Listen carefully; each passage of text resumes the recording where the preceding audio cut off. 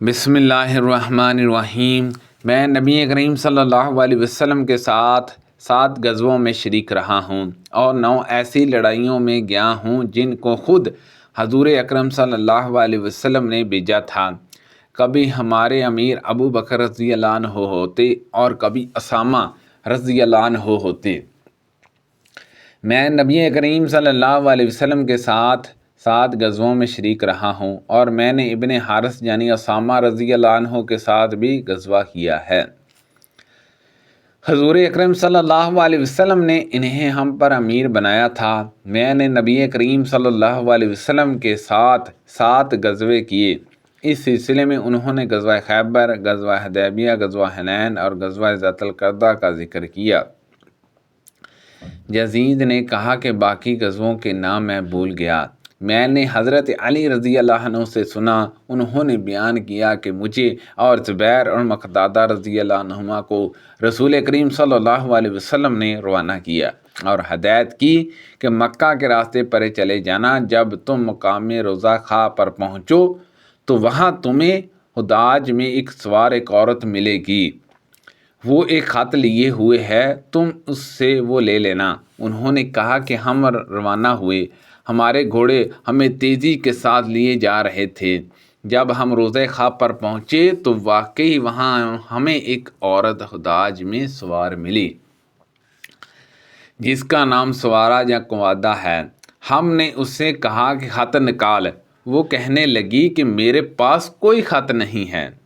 لیکن جب ہم نے اس سے یہ کہا کہ اگر تو نے خود سے خط نکال کر ہمیں نہیں دیا تو ہم تیرے کپڑے اتار کر تلاشی لیں گے، تب اس نے اپنی چوٹی میں سے وہ خط نکالا۔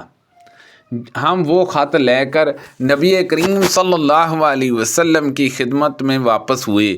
اس میں یہ لکھا تھا کہ حاتم بن ابی بلتع رضی اللہ عنہ کی طرف سے چند مشرکین مکہ کے نام صفوان بن امیہ اور سہیل بن عمرو اور اکرمہ بن ابو جہل۔ پھر انہوں نے اس میں مشرکین کو حضور اکرم صلی اللہ علیہ وسلم کے بعض بیدوں کی خبر بھی دی تھی۔ آپ فوج لے کر آنا چاہتے ہیں۔ حضور صلی اللہ علیہ وسلم نے دریافت فرمایا، اے حاتب، تو نے یہ کیا کیا؟ انہوں نے عرض کیا، یا رسول اللہ صلی اللہ علیہ وسلم، میرے بارے میں فیصلہ کرنے میں آپ جلدی نہ فرمائیں، میں اس کی وجہ عرض کرتا ہوں۔ بات یہ ہے کہ میں دوسرے مہاجرین کی طرح قریش کے خاندان سے نہیں ہوں، صرف ان کا حلیف بن کر ان سے جڑ گیا ہوں، اور دوسرے مہاجرین کے وہاں عزیر و اقاربہ ہیں جو ان کے گھر بار مال و اسباب کی نگرانی کرتے ہیں۔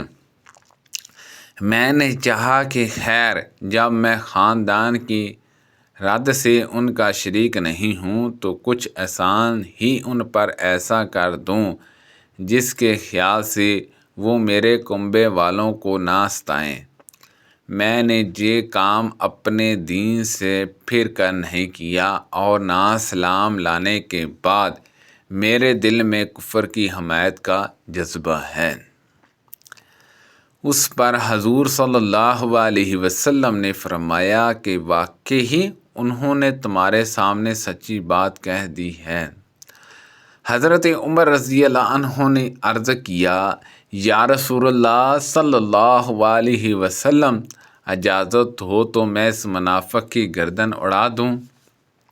لیکن ان حضرت صلی اللہ علیہ وسلم نے فرمایا کہ یہ غزوہ بدر میں شریک رہے ہیں، اور تمہیں کیا معلوم اللہ تعالیٰ جو غزوہ بدر میں شریک ہونے والوں کے کام سے واقف ہے۔ سورۃ ممتحنہ میں اس نے ان کے متعلق خود فرما دیا ہے کہ جو چاہو کرو، میں نے تمہارے گناہ معاف کر دیے۔ اس پر اللہ تعالیٰ نے یہ آیت نازل کی، اے وہ لوگو جو ایمان لا چکے ہو، میرے اور اپنے دشمنوں کو دوست نہ بناؤ کہ ان سے تم اپنی محبت کا اظہار کرتے رہو۔ نبی کریم صلی اللہ علیہ وسلم فتح کے لیے مدینہ سے روانہ ہوئے۔ آپ کے ساتھ 10 یا 12 ہزار کا لشکر تھا۔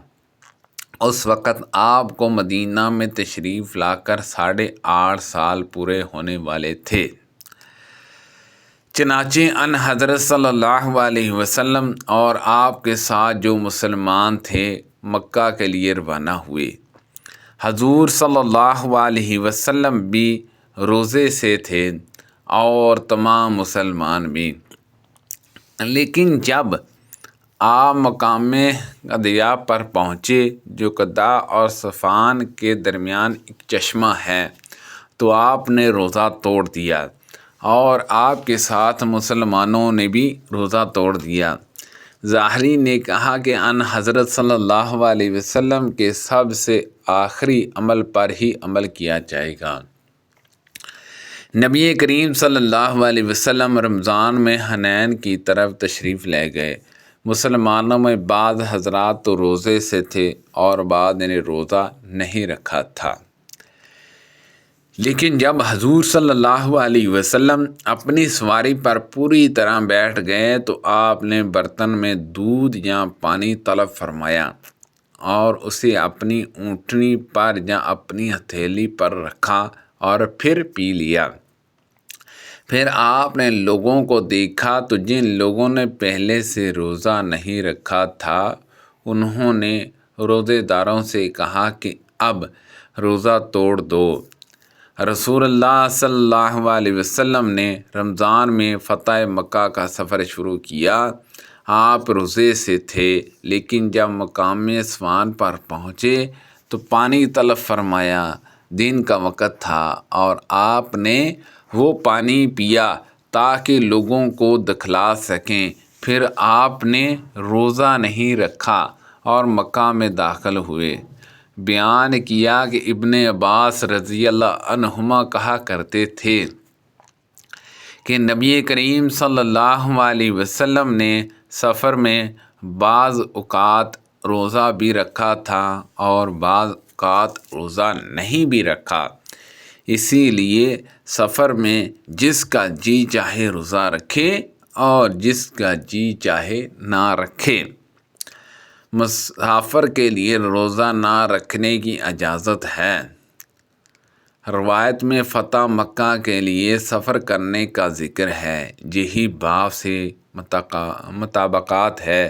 اور عبدالرزاق نے کہا ہم کو محمد نے خبر دی، انہیں ایوب نے، انہیں اکرمہ نے اور انہیں حضرت ابن عباس رضی اللہ عنہما نے نبی کریم صلی اللہ علیہ وسلم سے نقل کیا۔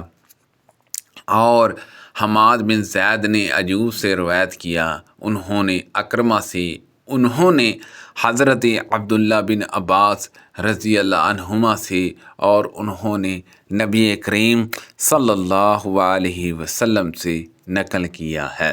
سبحان اللہ عز و جل۔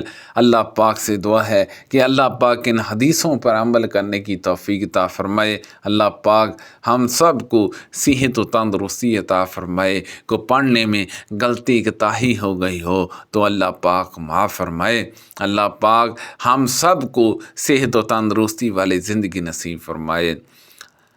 صدقہ جاریہ سے زیادہ لوگوں تک شیئر کیجیے، آمین، بجاہ النبی الامین صلی اللہ علیہ وسلم۔